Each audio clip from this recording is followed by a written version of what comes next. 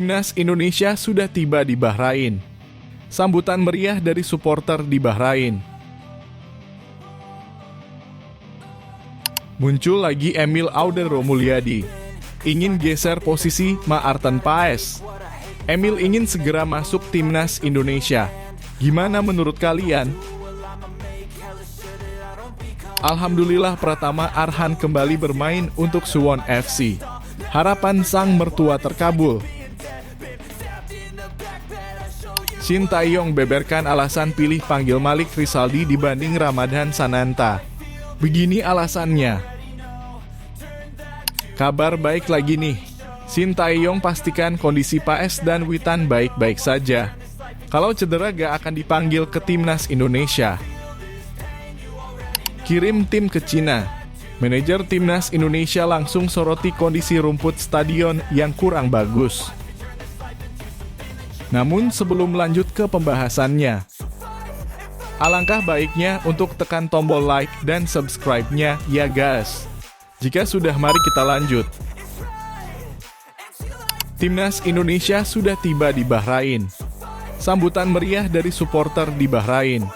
Timnas Indonesia sudah tiba di Bahrain pada hari ini, Minggu 6 Oktober 2024 dan langsung disambut meriah oleh supporter Garuda. Keberadaan Sandy Walsh dan kolega di Bahrain dalam rangka melakoni laga lanjutan Grup C putaran ketiga kualifikasi Piala Dunia 2026 zona Asia. Duel yang dinanti-nanti antara Timnas Indonesia versus Bahrain itu akan dihelat di Bahrain National Stadium pada 10 Oktober 2024 malam waktu Indonesia Barat. Setelah dijamu tim peringkat 76 dunia itu, skuad Garuda akan terbang untuk menjalani duel kontra Cina di Qingdao Youth Football Stadium pada 15 Oktober 2024. JITZES DKK punya kepercayaan diri yang tinggi usai mengimbangi Arab Saudi dan Australia dalam dua laga awal Grup C. Timnas Indonesia pun menduduki peringkat keempat pada klasemen sementara Grup C dengan koleksi 2 poin. Demi meraih poin maksimal kala bertandang ke Bahrain dan Cina, Shin Tae-yong memanggil 27 pemain terbaiknya ke Timnas Indonesia. Di antaranya ada nama-nama beken seperti Maarten Paes, JITZES, Ragnar Oratmangoen, Meus Hilgers, Eliano Reijnders, hingga Tom Haye. Selain itu ada sejumlah pemain lokal yang bermain di Liga 1 yakni Witan Sulaiman, Egy Maulana Fikri, Rizky Ridho, Hernando Ari, hingga Dimas Derajat. Khusus untuk para pemain Timnas Indonesia yang berkarier di Liga 1, mereka terbang menuju Bahrain dari Jakarta pada Sabtu 5 Oktober 2024 malam waktu Indonesia Barat. Dimas Derajat DKK terlihat membawa sejumlah koper pribadi miliknya untuk menaiki bus Timnas Indonesia dan berangkat menuju Bandara Soekarno-Hatta. Untuk para pemain abroad Timnas Indonesia yang telah selesai membela klubnya masing-masing, mereka menyusul langsung ke Bahrain. Sebut saja seperti Sandy Walsh, Ivar Jenner, Marcelino Ferdinand hingga Tom Haye terbang ke Bahrain dari negara klubnya masing-masing. Setelah menempuh perjalanan panjang dalam berjam-jam, para pemain Timnas Indonesia pun sudah tiba di Bahrain. Kepastian itu diunggah oleh Sandy Walsh di Instagram Stories-nya yang menampilkan foto dirinya bersama para pemain Timnas Indonesia lainnya berada di Bahrain. Terlihat beberapa nama seperti Egy Maulana Fikri, Rizky Ridho, Dimas Derajat, Nado Argawinata, hingga Ivar Jenner berfoto bersama Sandy Walsh. Mereka memperlihatkan antusiasme dan terlihat bahagia setibanya di bandara yang ada di Bahrain.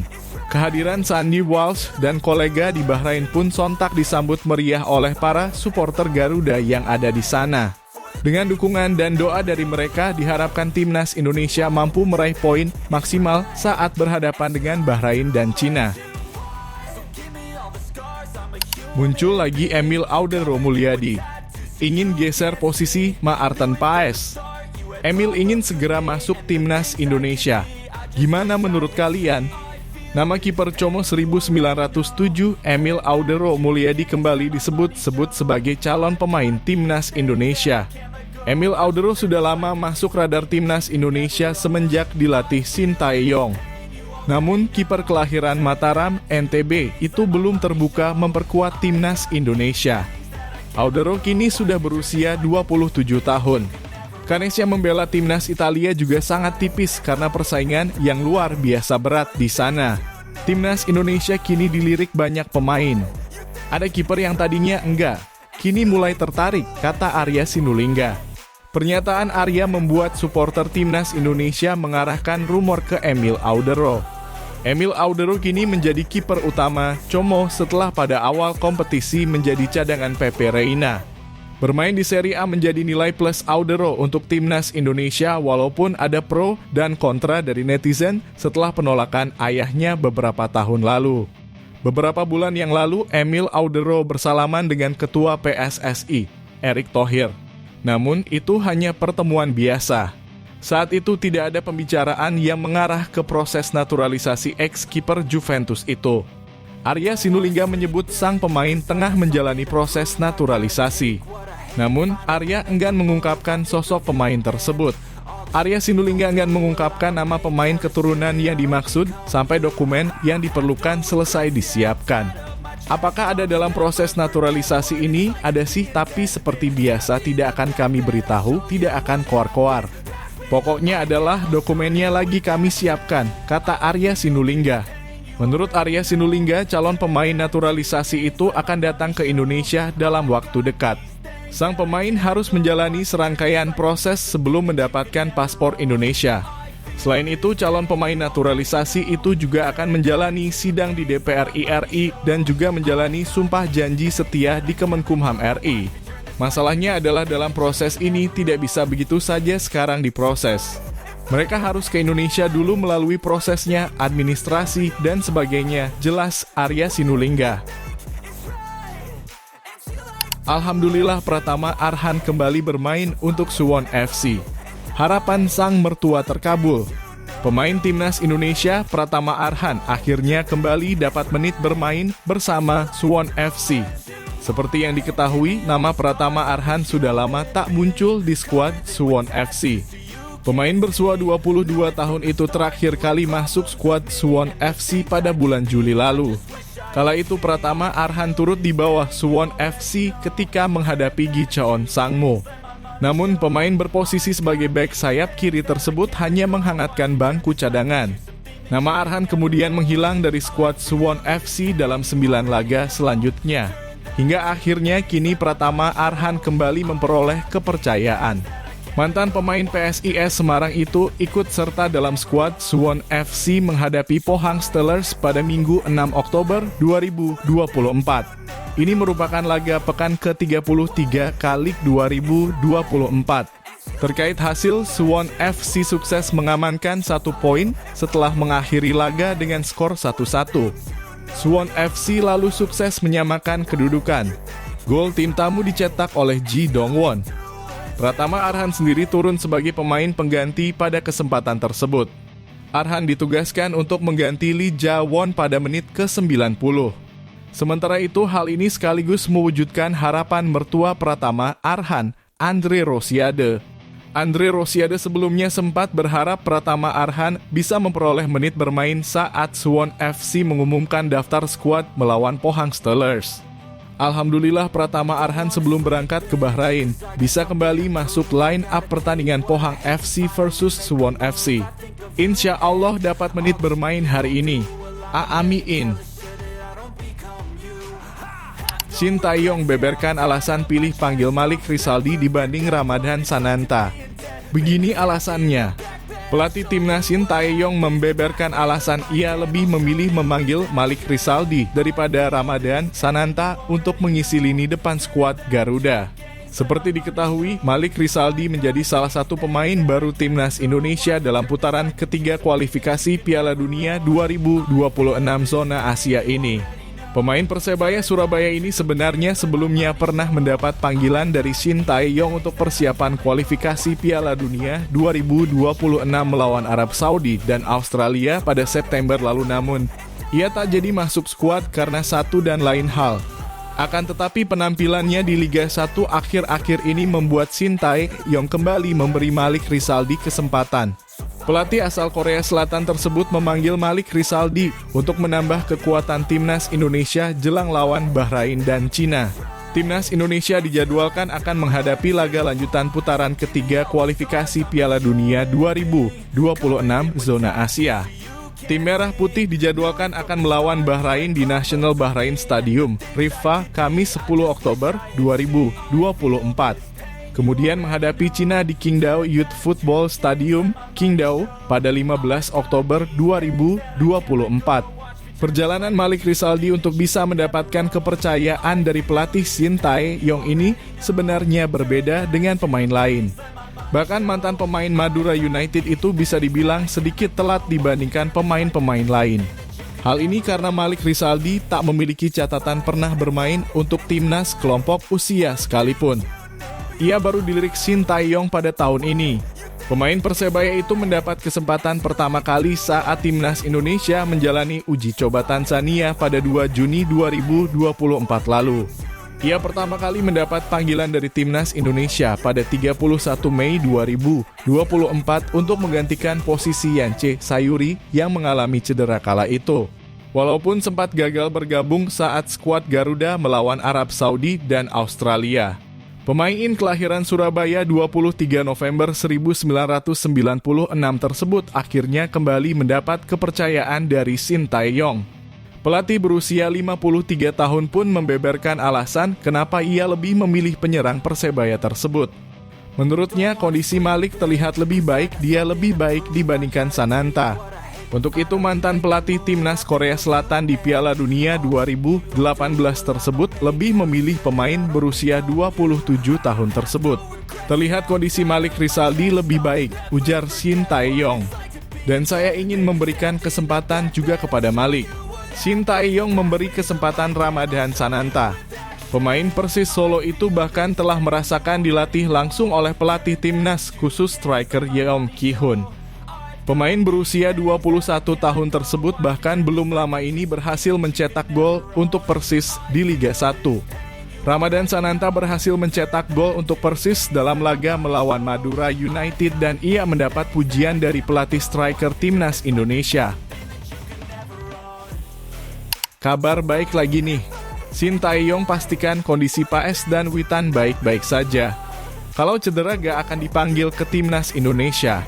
Pelatih Timnas Indonesia Shin Tae-yong memastikan dua anak asuhnya seperti Maarten Paes dan Witan Sulaiman dalam kondisi baik-baik saja. Seperti diketahui, kedua pemain itu sebelumnya diterpa isu cedera. Baik Paes dan Witan sama-sama mengalami cedera saat membela klubnya. Melansir dari laman Instagram resmi FC Dallas, Paes sebelumnya menderita cedera pergelangan tangan ringan. Sementara Witan hanya mengalami nyeri pada bagian tubuhnya. Kini sudah sepekan berlalu setelah kabar cedera kedua pemain tersebut. Kondisi terkini dari Paes dan Witan langsung diungkapkan oleh Shin Tae-yong selaku pelatih kepala Timnas Indonesia. Seperti diketahui dalam waktu dekat keduanya akan kembali berseragam merah putih. Paes dan Witan masuk ke dalam daftar 27 pemain Garuda jelang laga ketiga dan keempat grup C putaran ketiga kualifikasi Piala Dunia 2026 zona Asia. Shin menjelaskan bahwa kedua pemain tersebut saat ini sudah tak memiliki masalah apapun. Terkhusus untuk Witan, sang pemain sudah mendapat perawatan yang tepat dari tim fisioterapi skuad Garuda. Tidak ada masalah untuk kedua pemain, kata Shin Tae-yong. Dari tim fisio juga telah terapi, jadi dalam kondisi baik.